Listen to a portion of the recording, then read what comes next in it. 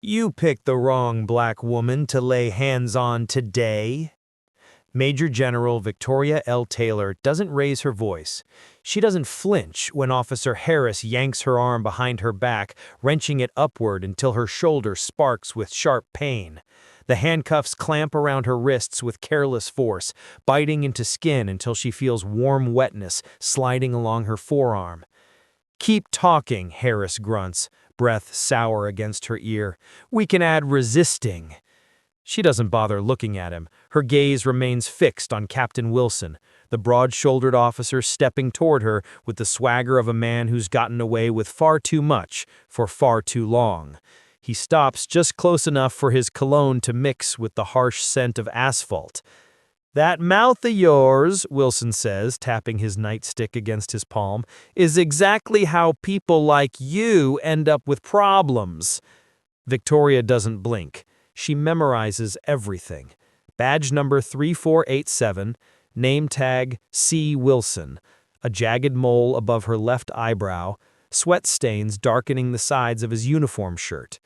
He orders the search with a casual flick of his wrist, like he's telling someone to grab him a coffee. "Check her for weapons." Harris shoves rough hands along her sides, padding with unnecessary force, digging fingers into her ribcage until she exhales sharply. He retrieves her wallet, keys, and phone from her pockets, tossing them into an evidence bag like trash. When he notices her expression, serene, steady, unreadable, his brows knit together. "What's funny?" Wilson growls. Victoria simply lifts her chin. Not a thing. He doesn't notice the razor-thin, matte black rectangle embedded in the inside seam of her jacket. The military-grade communicator isn't detectable by civilian scanners. It looks like a decorative piece of lining unless you know where to look, and these men don't. "Get her in the cruiser," Wilson snaps. "A night in holding should fix that attitude." Harris shoves her forward. Victoria doesn't resist, but she also doesn't assist. They have to force her inside, pushing her head down as if she's a criminal caught robbing a bank. They have absolutely no idea who they've just arrested. Fluorescent lights buzz overhead like annoyed insects. The processing room reeks of bleach, barely masking sweat. Victoria stands perfectly centered as the outdated camera captures her booking photo. The shutter clicks. "Name?" the booking officer asks without looking up at his keyboard. "Victoria Louise Taylor." His fingers pause mid-typing. "An address?" 1429 Maple Crescent. He glanced up this time. Maple Crescent sits in Westfield Heights, one of the city's historically black neighborhoods, recently targeted by pilot policing programs masked as safety initiatives, programs that Councilman Bennett and his cronies promise will restore order. The booking officer's voice shifts, cooler, detached. Thumb on the scanner. Black ink spreads across her skin and swirls and ridges as the machine records her prints.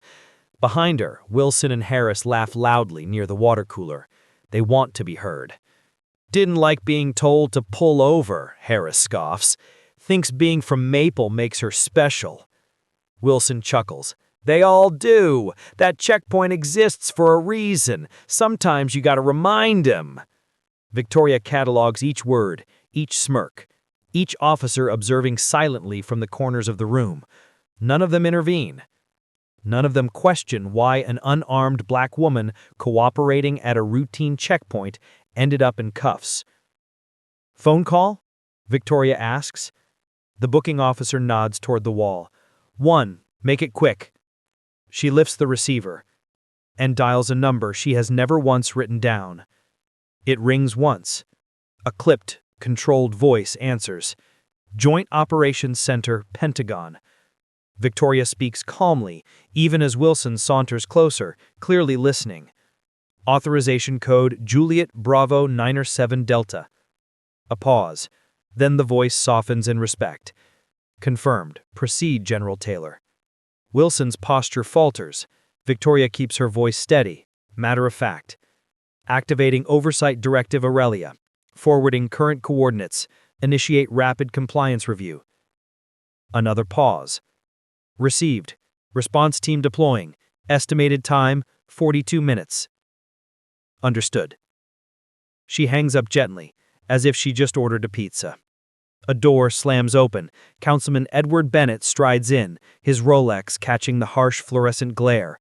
His tailored suit, glossy shoes, and championship ring make him glow in this otherwise dull room. He scans the lineup of detainees lazily until his eyes lock on Victoria inside the glass-walled processing area. "Another one?" Bennett asks, sounding bored. "Yes, sir. She refused checkpoint instructions." "Good. We can't run a reform program if these people think they can mouth off without consequences." Victoria doesn't look at him. She doesn't need to. She knows exactly who he is, what he represents, and the game he thinks he's winning. The officer escorting her pulls her from the room. "Holding cell 3. The barred door screeches open. The metal bench inside is cold, unforgiving. Victoria sits with her back straight, her hands resting in her lap. Blood from the two tight handcuffs trickles toward her elbows. A wall clock ticks loudly. 9:17 p.m. The Pentagon's rapid compliance team lands in exactly 42 minutes. She breathes in deeply. Not in fear, in calculation, in certainty. Because these officers think they've arrested a mouthy black woman from a problem neighborhood. They don't realize they've placed the highest-ranking black woman in the U.S. Armed Forces in a holding cell on trumped-up charges during an active federal investigation into policing abuses. And when the countdown hits 0, careers will end. Departments will fall. Councilman Bennett's empire will burn from the inside out. All because Victoria Taylor refused to look afraid. 2 hours earlier, the evening sky glowed amber as she drove her modest, unmarked sedan through the familiar curve of Westfield Heights. The moment the road narrowed and dipped into the border of Greenfield, the wealthy, predominantly white suburb, a cluster of police cruisers appeared ahead. Blue lights flashed, barricades blocked the street. A checkpoint. Victoria slowed, hand already lowering her window. She had done nothing wrong. This should take seconds.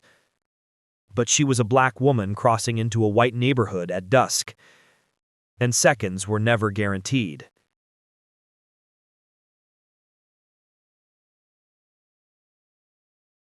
"2 hours before the handcuffs, before the blood on her wrists, before the Pentagon scrambled a rapid response team meant only for national emergencies, Major General Victoria Taylor was simply driving home from a community veterans event. The sun hung low over Westfield Heights, dripping orange light across cracked sidewalks and row houses with front porches sagging from age. Children raced through sprinklers, music played from open windows, and the smell of grilled chicken drifted through the late summer air. This neighborhood, her childhood neighborhood, had its struggles, but it pulsed with life.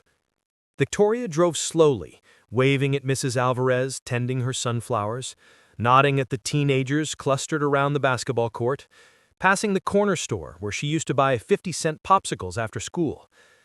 It was home, the place that shaped her, the place she fought for even now.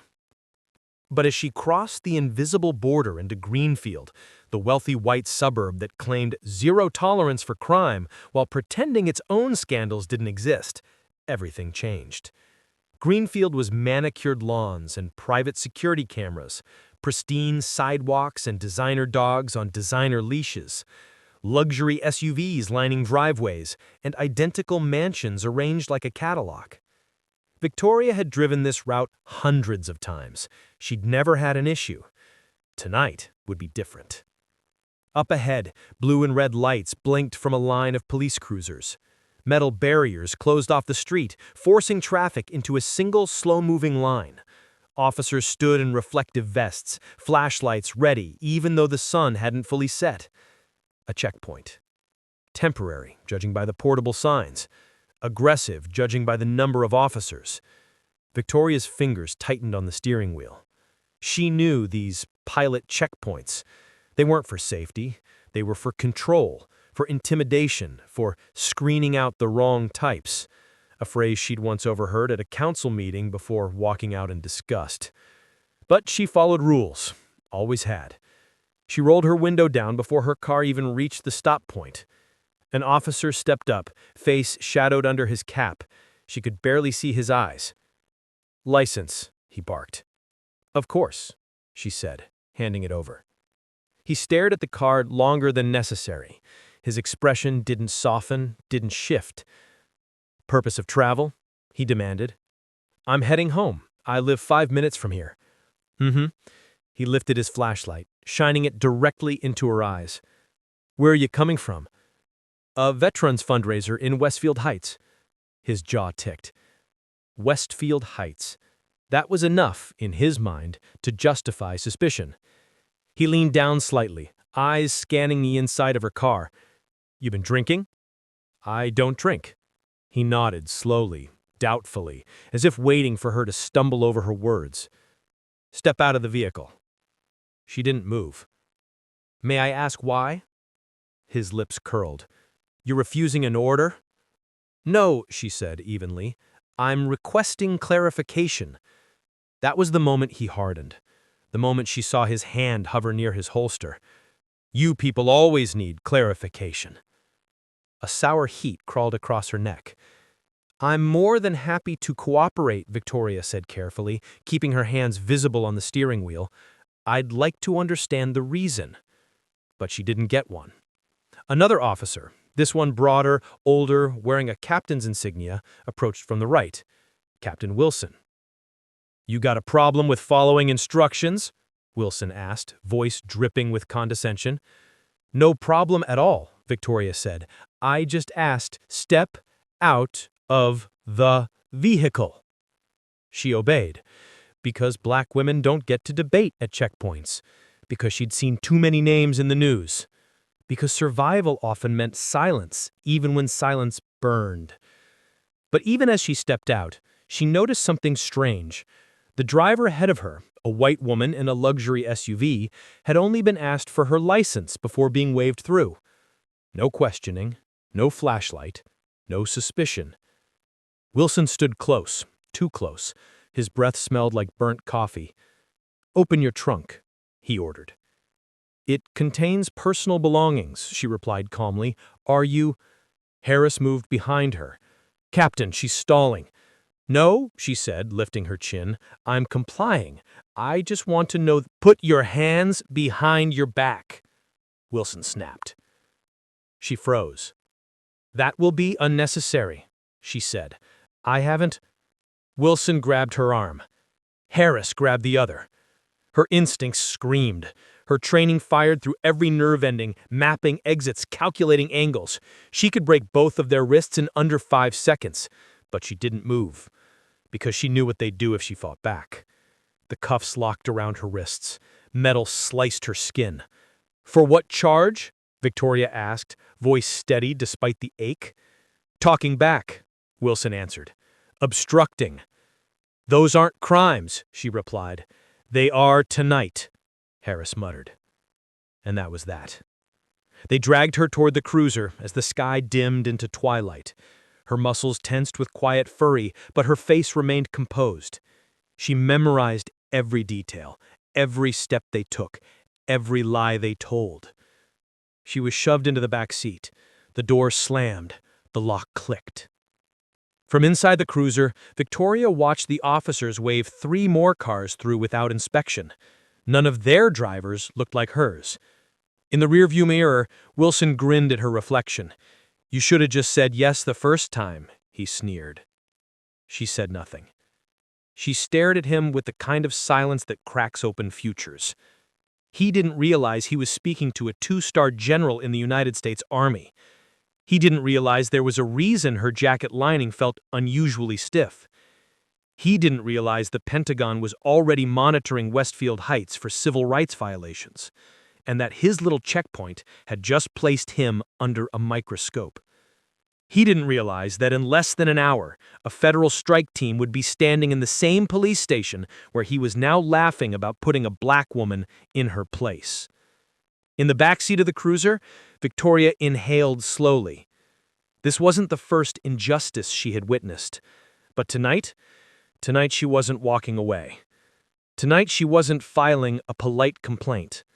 Tonight, she wasn't letting it slide. She rested her cuffed hands in her lap and closed her eyes, because the next step, the phone call, would happen at the station, and when it did, police careers would end. Councilman Bennett's program would collapse, and a long chain of abuses would finally break under the weight of consequences. Victoria didn't know it yet, but her arrest wouldn't just make the news. It would spark a movement. And the men who mocked her at the checkpoint? They were about to lose everything. The holding cell was colder than the rest of the station. Concrete walls, metal bench bolted to the floor, a single flickering light overhead. No windows, no clock. Just the distant echo of voices and the metallic buzz of a place where power was misused casually and often.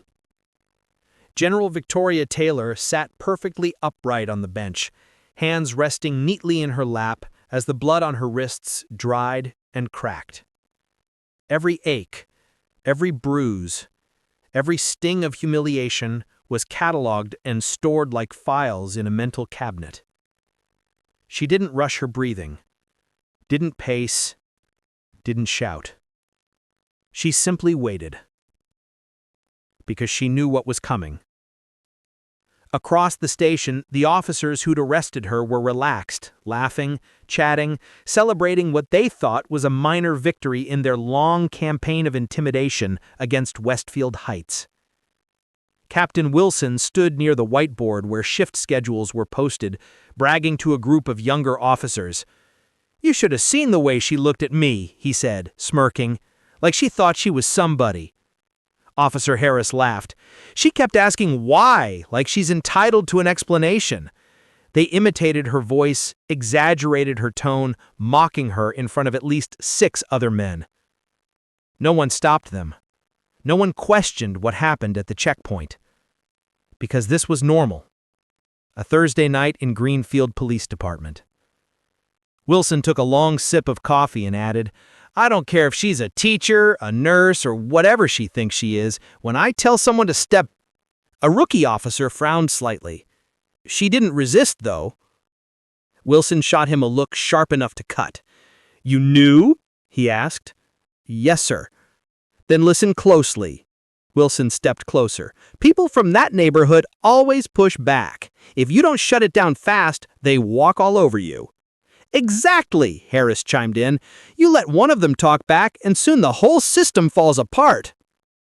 The rookie swallowed hard and nodded. Peer pressure did the rest. Meanwhile, behind the glass window of the booking area, Councilman Bennett paced impatiently, checking his watch as if waiting for a dinner reservation, instead of overseeing the arrest of an innocent woman. "Do we have her prints?" he demanded. "Already processed." "And evidence?" "Wallet, keys, phone." Bennett tapped his fingers on the counter. "Make sure she's charged. We can't have people questioning these checkpoints. If the program falls through, the mayor will have my head." The officer hesitated. "Sir, respectfully, what did she actually do?" Bennett lowered his voice. "She challenged authority. That's enough." The officer didn't push further. No one pushed when the power imbalance was this extreme. Across the hall, Harris leaned back in his chair, tossing a stress ball into the air. "So, what's the plan with her? Fine? Overnight hold? Probation?" Wilson shrugged. "We'll let her stew in the cell for a few hours. Maybe she'll cry. Maybe she'll learn her place." Harris grinned. "I'll write the report. Make it sound like she was disorderly." "Good," Wilson said. "Judges eat that up." Unbeknownst to them, every one of their careless words was being recorded by the station's audio system. Unbeknownst to them, a federal monitor flagged their names the moment Victoria's Pentagon code was verified. Unbeknownst to them, 43 minutes was the timeline for a reason. Because after 43 minutes, someone would answer. Someone powerful. Someone who knew exactly who Victoria Taylor was. Back in the holding cell, Victoria raised her head slightly as footsteps echoed down the hallway, quick, uneven, irritated. The booking officer stopped at her door. "Phone calls done?" he asked, confusion clouding his features. "Yes," she replied. He frowned. "Who did you call?" "Someone who will return the favor." The officer blinked, but he didn't ask further. Something about her presence, even in a concrete cell with blood on her wrists, felt unsettling. He left quickly. Victoria returned to stillness, until she heard something else, a distant, heavy thud. Then another. Not footsteps. Doors. Multiple squad cars outside the station screeched to a halt, tires burning rubber, engines humming sharply. Boots hitting pavement in synchronized rhythm. Victoria exhaled slowly. 38 minutes. Ahead of schedule. Inside the station, Wilson glanced up sharply as the front doors slammed open. A rush of cold night air swept in. Then came them. Men and women in black tactical uniforms, federal insignias glinting. Not FBI, not state police. Pentagon. Homeland Security Joint Command Unit. The division activated only when something at a local level had escalated into a national-level civil rights breach. The air in the room shifted instantly, fear replacing arrogance, silence replacing laughter. Councilman Bennett stiffened. What is this? You can't just... A tall woman stepped forward, ice-cold eyes, military posture, voice like a blade. We can, and we will. Captain Wilson approached, fake confidence dripping through his voice. There must be some misunderstanding. Captain Daniel Wilson. Step forward. His face drained. Harris snickered under his breath until the agent's gaze sliced toward him. Officer Mark Harris stepped forward beside him. How do you know our names? We know everything, especially who you arrested tonight. Wilson's voice cracked as he attempted to regain control. We detained a civilian who refused... A civilian? Is that the report you filed? Yes, he was disorderly. She is a major general in the United States Army. Silence. Complete, suffocating silence. Wilson's jaw fell open. Harris stumbled back a step. The rookie officer dropped his pen. Councilman Bennett turned gray. A general? Wilson whispered. The agent didn't blink. One of only 6 black female generals in the entire Department of Defense, and you assaulted her, unlawfully detained her, falsified records, and verbally targeted her based on her neighborhood. The rookie's voice cracked. Oh my God! Where is she? The agent demanded. Wilson raised a trembling hand toward the holding cells. The agent moved with sharp precision, her team following behind her in perfect formation. When the cell door opened, Victoria didn't stand immediately. She didn't need to.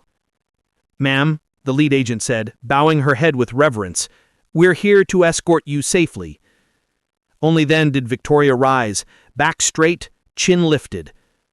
Outside the cell, Wilson, Harris, Bennett, and half the station watched with faces twisted in shock, fear, and dawning consequence.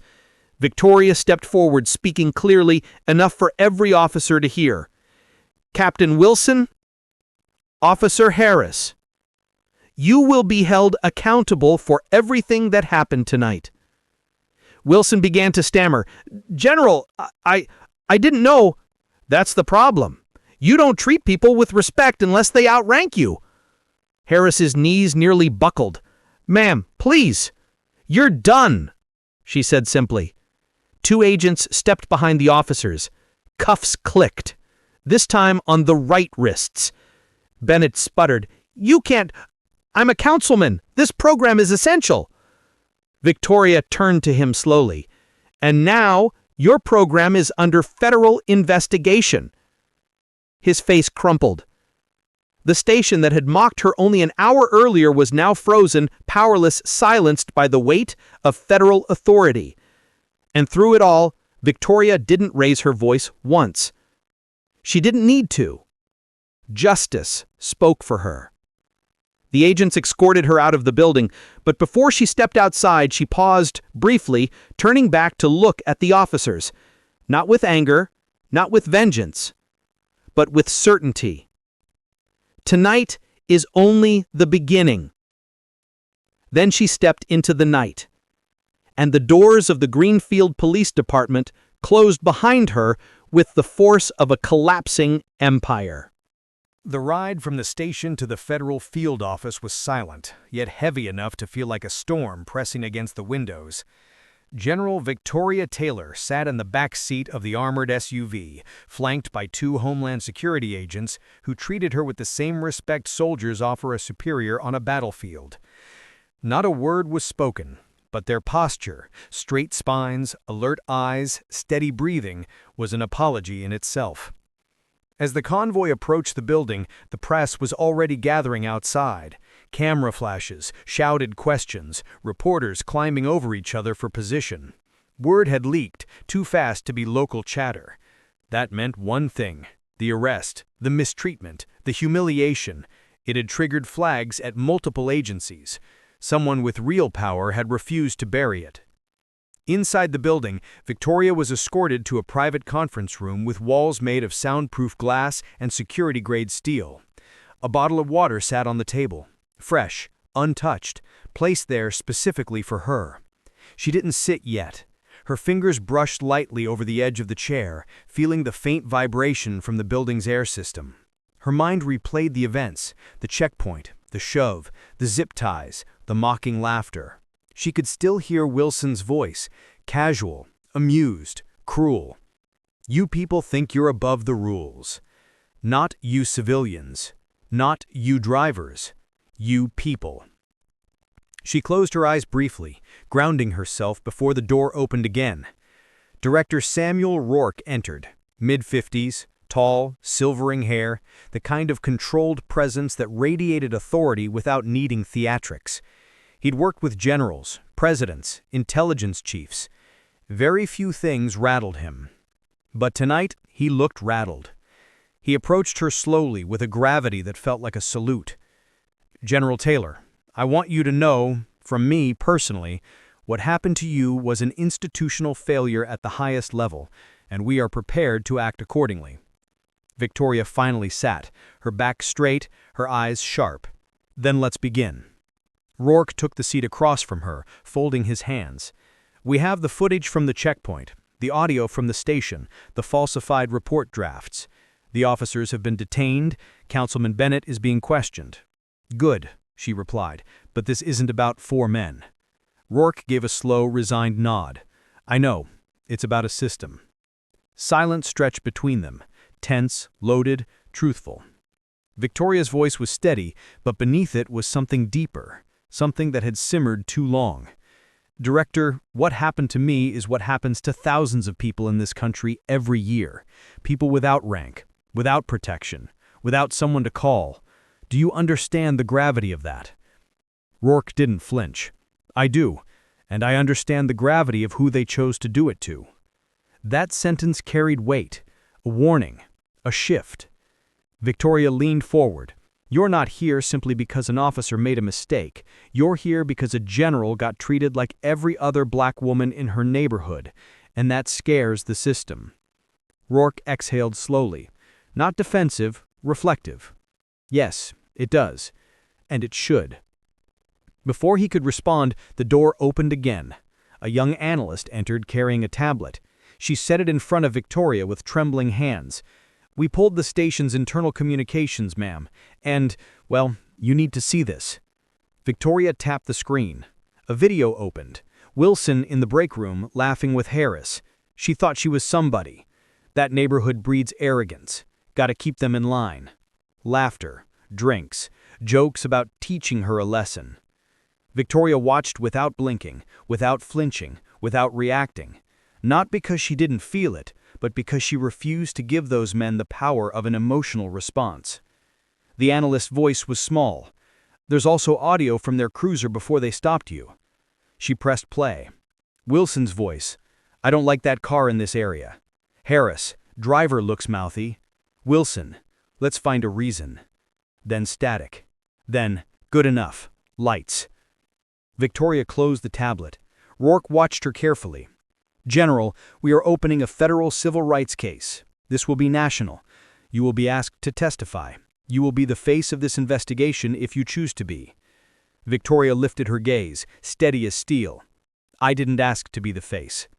No, Rourke said softly, but sometimes the face chooses you.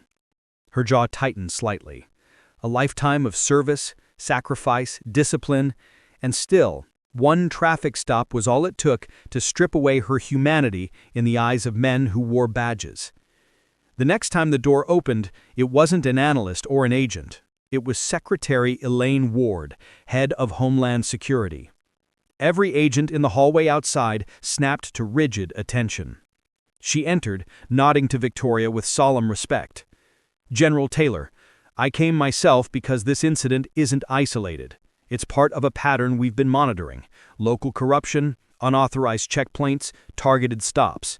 Tonight may give us the legal leverage we lacked before. Victoria studied her closely. You want me to be the catalyst. Ward didn't deny it. Change rarely comes from inside the system unless someone forces a rupture from the outside. And what do you expect from me? Victoria asked. To tell the truth, simply. Victoria looked down at her wrists, the faint red marks forming a ring around each one. I have no intention of softening anything. Ward nodded. Good, because as of this moment the president has been briefed.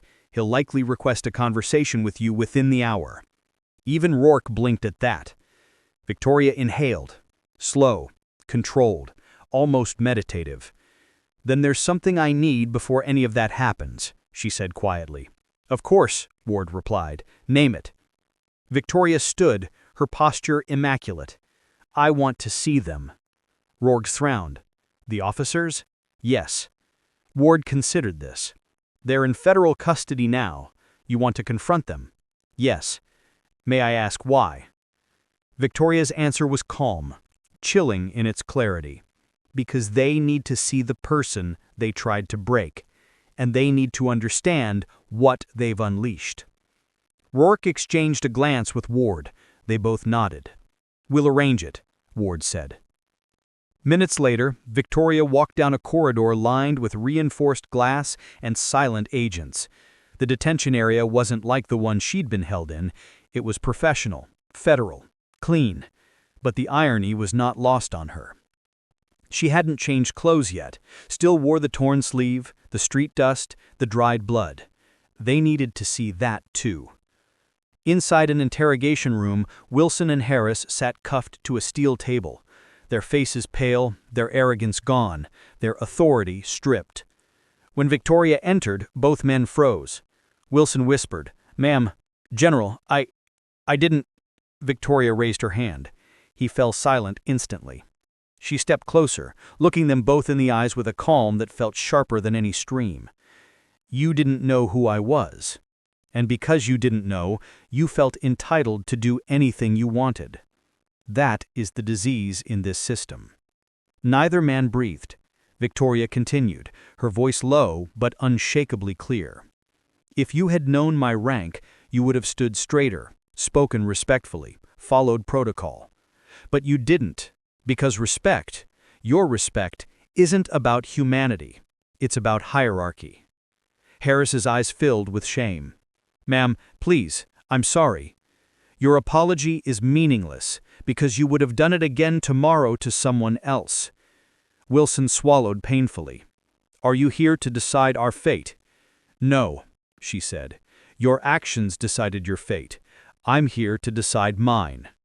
The men exchanged a terrified glance. Victoria leaned slightly forward. And I've decided I'm not staying silent. With that, she turned and walked toward the door, pausing only once. Looking back at them, she said, You mistook compliance for weakness. That mistake will cost you everything. Then she stepped out of the room, leaving their consequences behind her. It wasn't revenge, it was truth, and it was only the beginning. By the time General Victoria Taylor left the federal building, the world outside had already ignited. News vans lined the sidewalks. Helicopters hovered above like mechanical vultures. Microphones and cameras jutted forward the moment the doors slid open. Reporters, activists, bloggers, live streamers, everyone had caught the scent of something enormous, something volatile, something that could reshape the city's political landscape overnight. Agent Cooper escorted her toward the waiting SUV, but the crowd surged like a wave, shouting questions over each other. "General Taylor, were you assaulted during the arrest? Did the officers know who you were? Is it true the Pentagon deployed a rapid response team on your behalf? Are you filing a civil rights lawsuit? Do you believe this was racially motivated?" Victoria didn't answer, not yet. Her silence was more powerful than any statement she could give. She stepped into the SUV, and the doors sealed out the noise. As they pulled away, Cooper glanced back at her. "Ma'am, they're calling this the most high-profile wrongful arrest case in decades." Victoria stared straight ahead. "It's not high-profile because of what happened. It's high-profile because of who it happened to." Cooper didn't argue. He couldn't. Outside, the city was changing in real time. Protesters were already forming clusters near the station. Signs, megaphones, furious voices demanding accountability. Victoria watched them through the tinted glass. They were out there before anyone knew my rank. Cooper nodded slowly. "Yes, ma'am. People saw the footage from the street. They saw you being shoved. The checkpoint video leaked. It spread fast."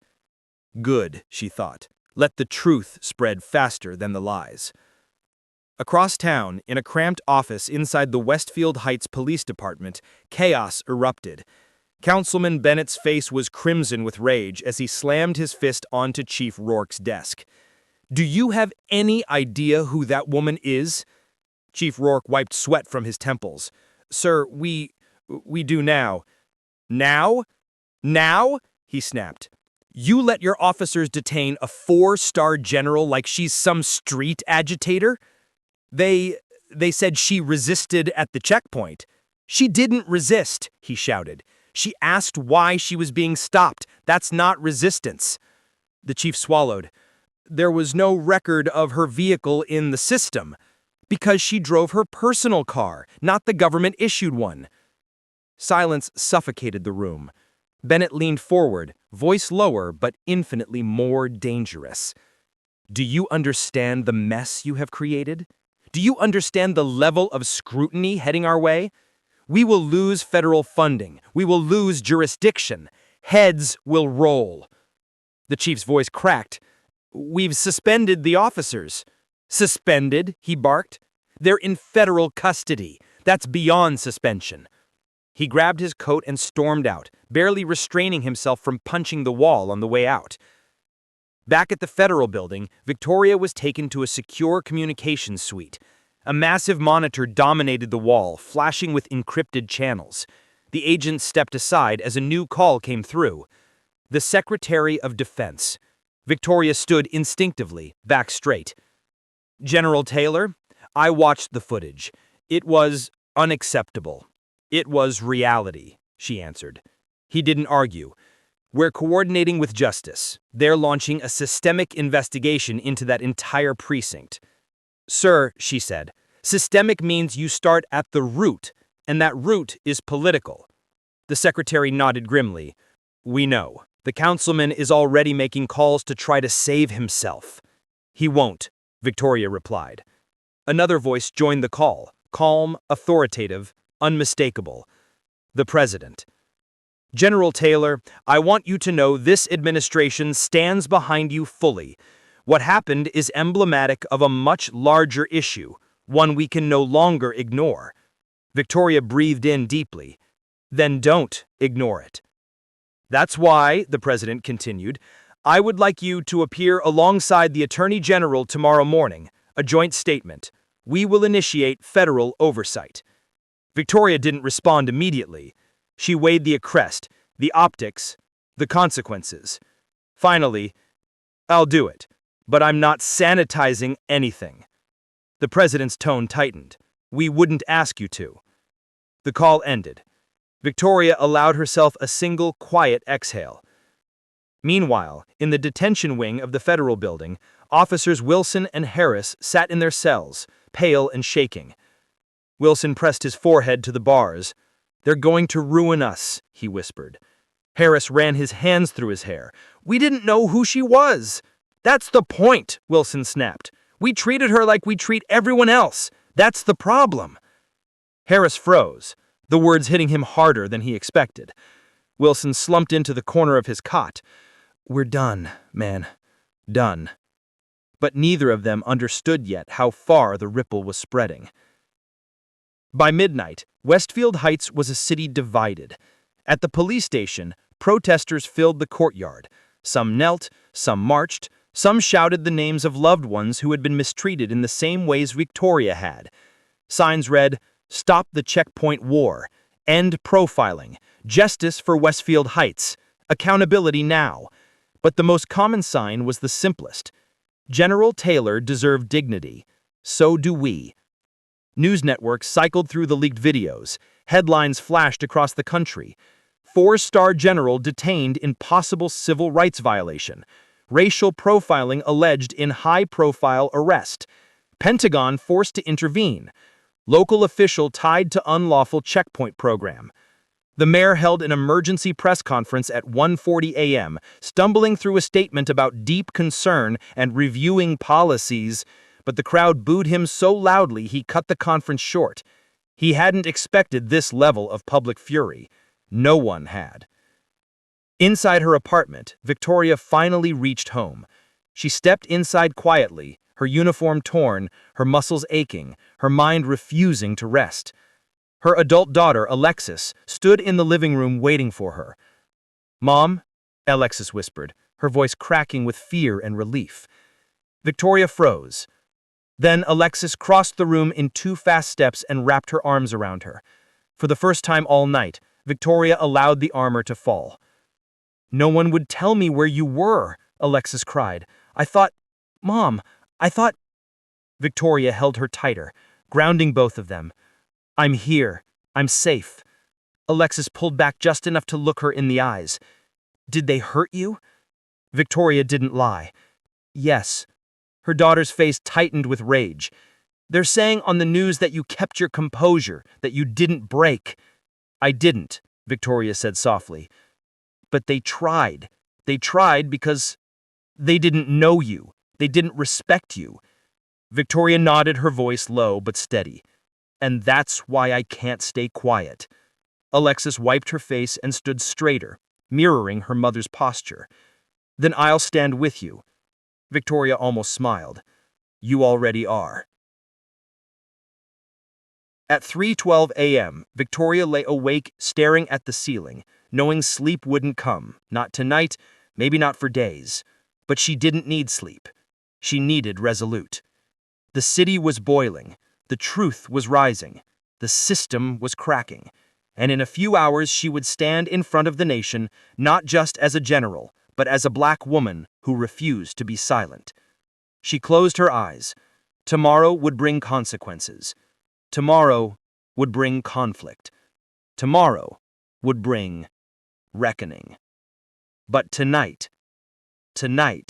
was the turning of the tide. The morning sunrise didn't bring peace to the city. It brought fire. By 6:03 a.m., every major national outlet was broadcasting the story in real time. Newscasters spoke in tight, urgent tones, hair perfectly in place while the world around them spiraled into outrage. Breaking news: the Pentagon confirms a 4-star general was unlawfully detained last night in Westfield Heights. Sources say the officers involved have been placed in federal custody. The president is expected to address the nation within hours. But the most repeated clip wasn't the arrest itself. It was the checkpoint video. The moment Victoria asked, "What grounds are you stopping me on?" An officer Wilson leaned into her window, smirking like he was swatting a fly. "People like you don't ask questions." That one sentence detonated across the country.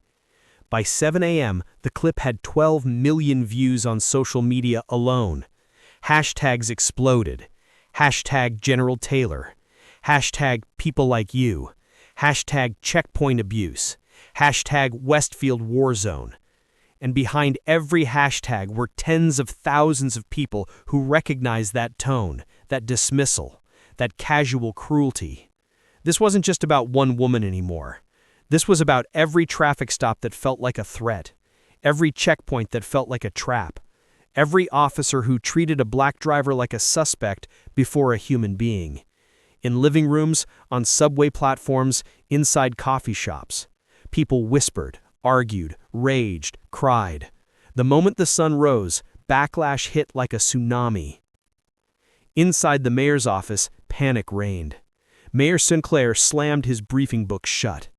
"I look incompetent," he snapped at his staff, "like I knew it was happening and did nothing." His communications director cleared her throat. "Sir, with respect, that's because you did know." Sinclair glared at her. "Watch your tone." She didn't back down. "We warned you last year the checkpoint program was being abused. You ignored it." The mayor had no comeback, only anger. He stormed to the window overlooking City Hall Plaza. Hundreds, no, thousands of protesters already filled the square. Drums pounding, voices chanting, signs swinging high. He turned away. "Get Bennett on the phone, now." His aide shook her head. "Sir, Councilman Bennett isn't answering calls. Any of them." "What do you mean, not answering?" "He disabled his social media, shut off his phone, and hasn't been home. Reporters camped outside his house all night."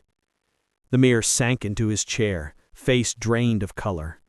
"This is a political massacre," he whispered. In a forgotten corridor of the same building, Chief Rourke sat alone in the stairwell, elbows on his knees, head in his hands. He had been a cop for 34 years. He had seen scandals, protests, department shakeups, but nothing like this. He stared at his phone, at the text messages from members of the police union, from officers under his command, from city attorneys. "We're losing control. The feds want full access to internal records. They're talking about dissolving the entire precinct." His phone buzzed again. This one from his wife. "Are you coming home? The neighbors are whispering. I'm scared." Rourke closed his eyes. He had followed Bennett's orders. He had expanded the checkpoint zones. He had allowed profiling complaints to pile up, ignored, pending review. He had thought he could get away with it because he always had. But Victoria Taylor was no ordinary victim. She was a mirror, held up to expose everything he didn't want to see. His phone buzzed once more. A new message. From an unknown number. One sentence. "We're coming for everything." Rourke's hands trembled. Meanwhile, in Westfield Heights, the streets were alive with a kind of energy the city hadn't witnessed in decades. Victoria stepped outside her apartment building with Alexis beside her. A crowd had gathered, not reporters, not officials, but neighbors who had known her since she was a teenager. Older women hugged her without asking permission. Young men nodded with fierce respect. Mothers held their children a little closer, grateful and terrified that someone who looked like them had survived what could have ended so differently. "General Taylor, ma'am, we're with you," one man said, voice breaking. Victoria placed a hand on his shoulder. "I know." Another woman stepped forward, tears streaming down her face. "My son was pulled over last year at that same checkpoint. They kept him for 3 hours, didn't charge him with anything. He's still scared to drive." Victoria listened, truly listened. It hurt. It fueled her. It reminded her why she couldn't step back. The air hummed with tension, outrage, unity. Then the reporters descended. "General Taylor, do you believe race influenced your arrest? Should Officer Wilson and Harris face criminal charges? Do you believe Councilman Bennett ordered targeted stops in minority neighborhoods? Do you intend to testify before the Civil Rights Commission?" Victoria opened her mouth to respond, but a voice spoke from beside her. "Alexis." "Back up," she said sharply. "My mother will speak on her own terms." Camera shutters clicked like a swarm of insects. The crowd parted as Victoria walked toward her car, posture regal, expression unreadable. She would speak, but not here, and not to them. Across the country, in the Justice Department's Civil Rights Division, senior officials gathered around a massive conference table. Stacks of files, photos, maps of police checkpoints. So the precinct targeted 2 neighborhoods? One official asked. 3, another corrected. All black or brown majority areas. And Bennett? We have financial records showing fund misappropriation. He funneled funds from the checkpoint program into private development deals. The room erupted in cursing and disbelief. And the officers who detained General Taylor? The deputy director asked. They've given statements, a woman said, flipping a page. Wilson claims he followed protocol. Harris says Wilson pressured him. They both insist they didn't know who she was. One official scoffed. Imagine thinking the problem is who she was instead of what you did. The deputy director leaned back. We need to move fast. The nation is watching. Back at the precinct, in a dim conference room filled with stale coffee and panic, the officers still on duty were trying to steady themselves. Sergeant Ruiz passed back and forth. This is bad. This is very bad. Officer Delgado sat in a chair gripping his head. They're saying the Pentagon had a team on site within an hour. Officer Martin murmured, I heard she outranks half of Congress. That's not how ranks work, Ruiz said automatically. But she outranks someone important, right? Martin insisted. Ruiz stopped pacing. She outranks everyone in this department, and everyone we answer to, and everyone they answer to. You mean, yes, Ruiz sighed. She outranks the mayor, the council, the governor. Silence. The kind of silence that made men reconsider every decision they'd ever made. Martin swallowed. We're done, aren't we? Ruiz didn't answer. He didn't have to. Around noon, Victoria entered the federal courthouse. The hallways buzzed with energy. Agents, attorneys, advisors, security personnel, all moving with urgency. As she walked, conversations lowered, eyes widened, posture straightened. People understood who she was now.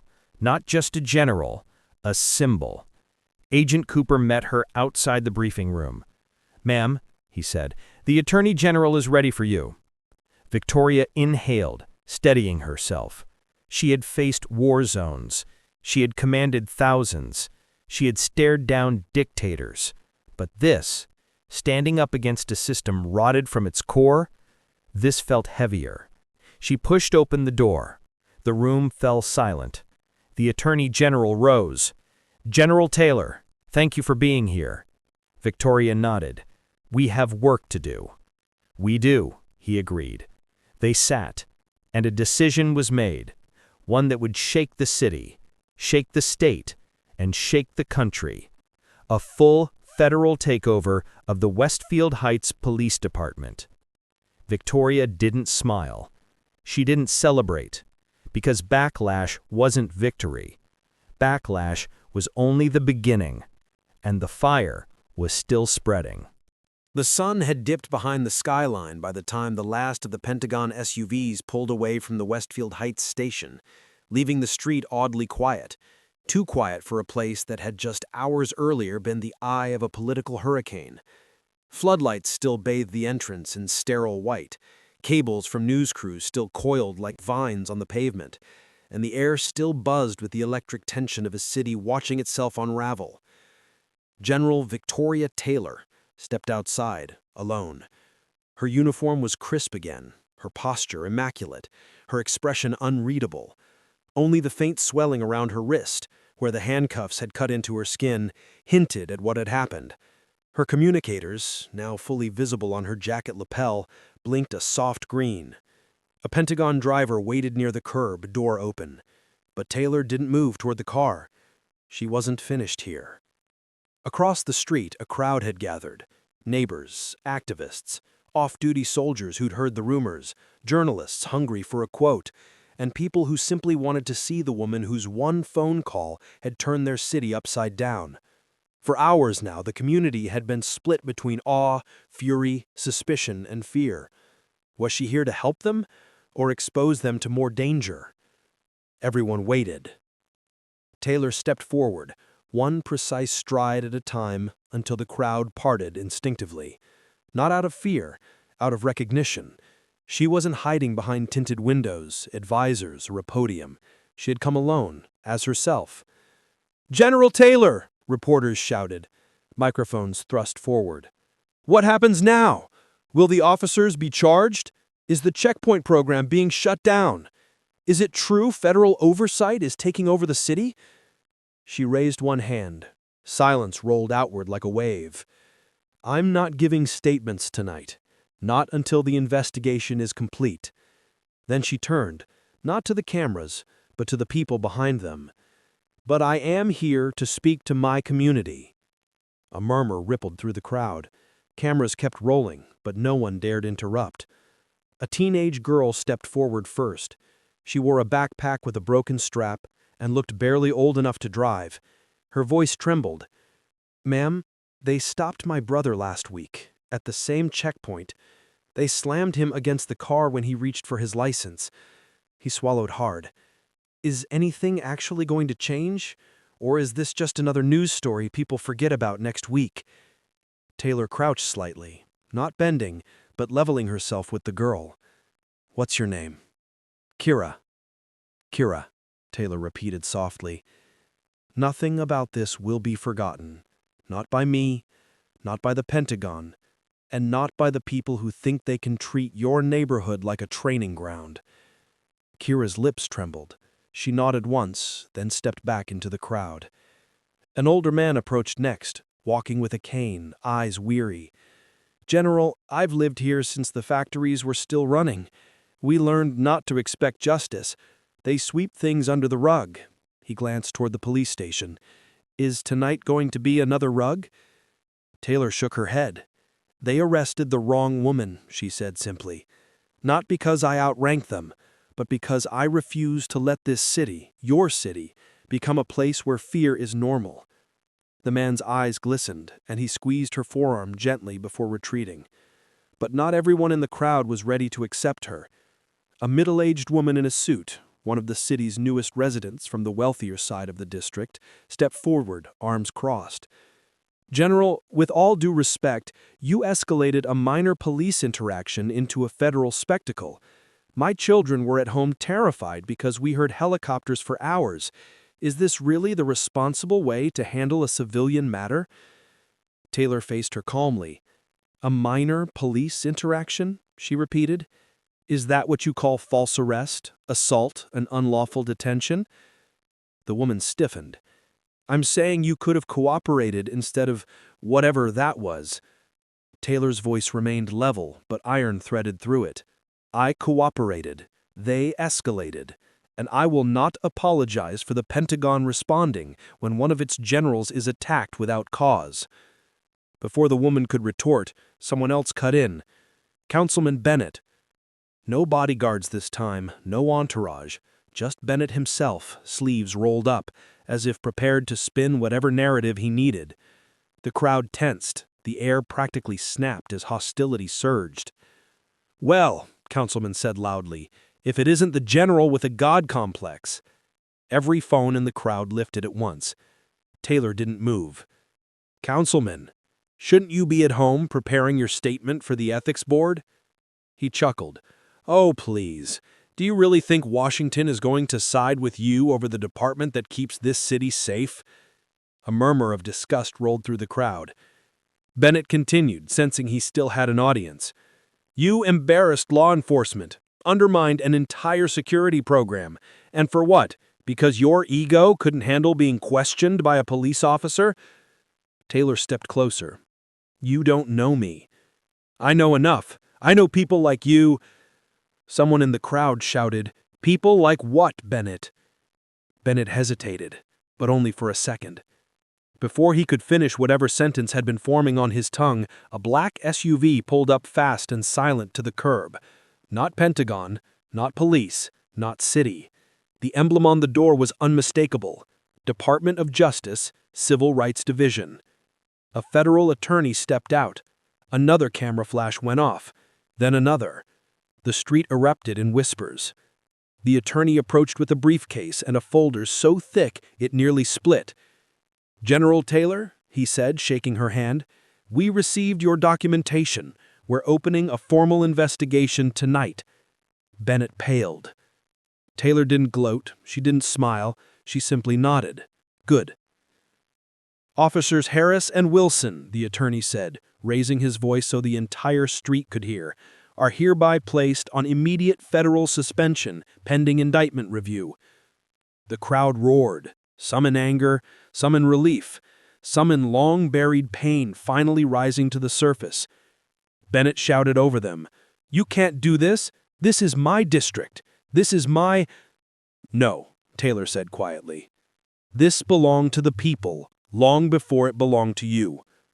For the first time, Bennett looked genuinely afraid. The DOJ attorney turned to Taylor again. "General Taylor, we'll need you at the federal building at 0900 to finalize testimony."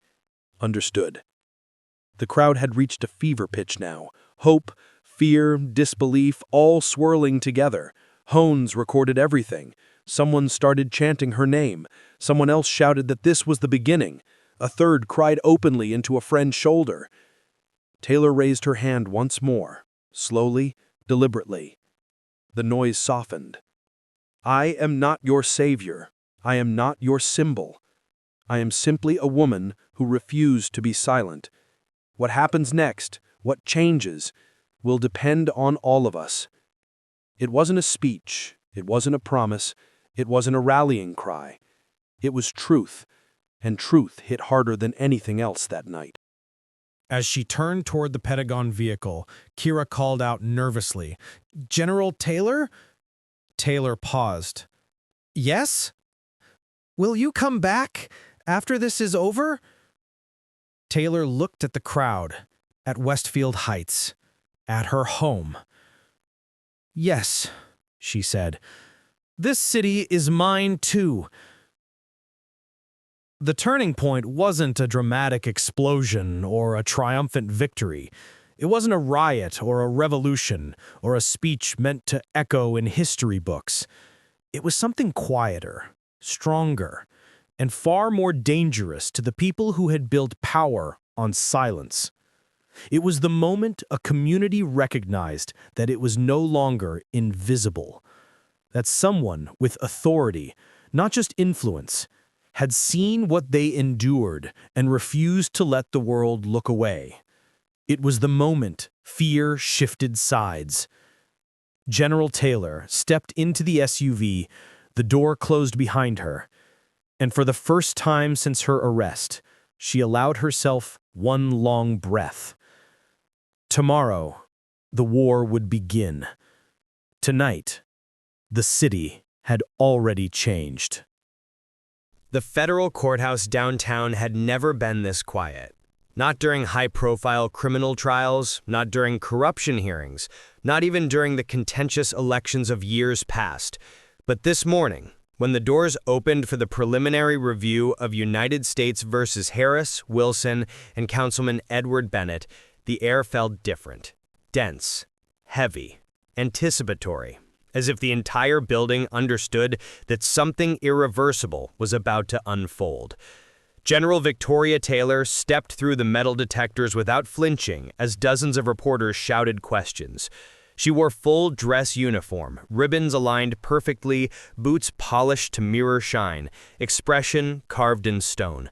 The faint scar on her wrist, still healing from the too tight cuffs, stood out like a deliberate reminder. She passed through the corridor with steady, unhurried strides. Every camera followed her, but she didn't acknowledge any of them. Today was not about spectacle. Today was about truth. Inside the courtroom, the gallery was already full. Westfield Heights residents sat shoulder to shoulder with Pentagon officials, activists, off-duty soldiers, curious onlookers, nervous city staff, and 4 members of the DOJ's Civil Rights Division. At the back, a cluster of uniformed officers sat in rigid silence, some sympathetic, others resentful, all uneasy. At the defense table sat the 3 men whose decisions had triggered the chain reaction that led them here. Officer Harris looked smaller than anyone remembered, like the uniform had once added to his stature, and now its absence revealed how average he really was. Officer Wilson kept his jaw clenched, arms crossed tightly, every muscle telegraphing barely contained anger. And Councilman Edward Bennett, always impeccably dressed, wore a tailored suit, but his usual swagger had evaporated. His eyes darted constantly, scanning the room for any sympathetic face, and finding none. A bailiff announced, "All rise." Federal Judge Marisol Klein entered, known for her intolerance of political theater and her ferocious loyalty to constitutional protections. She took her seat. "Be seated." The courtroom exhaled. The DOJ attorney rose. "Your Honor, the government presents evidence of unlawful arrest, excessive force, misconduct in a civil rights checkpoint program, and the willful submission of falsified documentation intended to obscure wrongdoing." Judge Klein nodded. "Begin." And so the final reckoning began, not with shouting, but with facts. They played the body cam footage first. The arrest, the shove, the sneer, the tightening of handcuffs, the search, the muttered insults. Wilson's voice clear as day. "People like you need consequences." Gasps rippled through the gallery. Harris shifted in his chair, face blanching. Wilson's jaw flexed like he might lunge across the room. Bennett kept his eyes fixed downward, pretending not to hear. The footage continued. Taylor remaining calm, even as they twisted her arm, jabbed her ribs, dragged her toward the cruiser. The humiliation was excruciating to watch. Even strangers in the gallery winced. Then came the station audio. Officers laughing by the water cooler. Another one acting special. These people need to learn. She'll break after a night in holding. Judge Klein raised an eyebrow. "Officers Harris and Wilson, were you aware your station microphones were active?" Silence. "Thought none," she said. Next came the checkpoint data. 73% of stops targeting black drivers despite the area being majority white. A pattern of excessive force complaints buried in administrative offices. A paper trail showing Bennett had overseen the rollout of the program and had quietly expanded its authority beyond original legislative approval. Then came testimony. Residents, drivers, even one reluctant officer who, once under federal protection, admitted everything. By the time Victoria Taylor was called to the stand, the room felt scorched, burned clean of illusions. She walked with the same precision she had walked onto deployment zones in the Middle East. She raised her right hand, she swore the oath, and she sat. "General Taylor," the DOJ counsel began, "in your own words, describe the checkpoint stop." She did. Every moment, every detail. Her voice was steady, but not cold. Controlled, but not detached. She described the setup, the moment Wilson singled her out, the escalating tone, the unjustified commands, the force used without cause, and the arrest carried out with what she called premeditated disdain. "Did you resist, General?" "No." "Did you threaten the officers?" "No." "Did you fail to comply with any lawful instructions?" "No." "Did you ever raise your voice?" "No." "And during the arrest," the counsel continued, "what did Officer Wilson say?" Taylor repeated the words verbatim, her enunciation razor sharp. "People like you always need reminders." The courtroom vibrated, anger like a pulse, collective, restrained. "And why," the DOJ asked, "did you make your one phone call to the Pentagon rather than legal counsel?" Taylor looked toward the defense table, then back to the attorney. "Because I realized something. If officers like these were comfortable abusing power in front of a high-ranking military official, then the citizens without rank or resources were enduring far worse. I did not call to save myself. I called to expose what they were doing to everyone else." The gallery erupted into quiet applause before the judge banged her gavel. When cross-examination came, the defense attorney, a man hired by the police union, stepped forward trying to look authoritative. "General Taylor, isn't it true that you escalated the situation by failing to defer?" "Objection," the DOJ attorney snapped. "There is no requirement for a civilian or military officer to defer to an unlawful command." "Sustained," Judge Klein said sharply. "Counselor, do not attempt to justify unconstitutional behavior in my courtroom." The defense attorney tried again.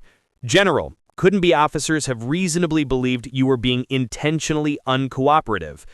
Taylor looked directly at him. If calm compliance looks like resistance to them, then the problem is not my behavior, it is their interpretation of anyone who doesn't look like them. Even the judge didn't bother hiding her approval. When the testimony concluded, Taylor returned to her seat. Kara, sitting in the front row with her family, mouthed, "Thank you." Taylor gave the faintest nod. Finally, after 9 hours of evidence, Judge Klein removed her glasses and leaned forward. "I've heard enough." The room froze. This court finds sufficient grounds to pursue federal charges against officers Harris and Wilson, including excessive force, unlawful arrest, civil rights violations under Title 18, and conspiracy to falsify documentation. Bond is denied. Gasps. Wilson cursed under his breath as marshals approached. Harris looked as if the floor had fallen out beneath him. Then the judge turned her gaze on Bennett. "As for Councilman Bennett," she said, "the evidence demonstrates willful misconduct, obstruction, and abuse of authority. Your actions enabled systemic harm under the guise of public safety. You will stand trial on all counts." Bennett's jaw dropped. "This is ridiculous! I built that program. That checkpoint was keeping the city safe." "No," Judge Klein said. "It was keeping the city afraid." Marshals took him into custody. His eyes met Taylor's briefly, not with hatred this time, but with the sickening realization that she had been the wrong enemy to make. When the gavel fell for final adjournment, the crowd surged with noise. Relief, vindication, grief, triumph, exhaustion. Reporters tried to push forward again, but Taylor slipped out a side hallway away from microphones and lights, away from noise. She walked alone onto the courthouse steps as the last rays of sun slid behind the rooftops. This time, the hum of a helicopter overhead wasn't fear, it was change. Real, tangible, federal-backed change. Westfield Heights would heal. Slowly, painfully, imperfectly, but it would. And the people who once believed they were invisible would never be unseen again. The final reckoning wasn't about the downfall of 3 corrupt men. It was about the rise of a community that finally had someone powerful enough to amplify its voice and humble enough to listen. General Victoria Taylor stepped into the SUV, the door closing softly behind her. Tomorrow, a new fight would begin. Tonight, justice had spoken, and for once, it spoke clearly.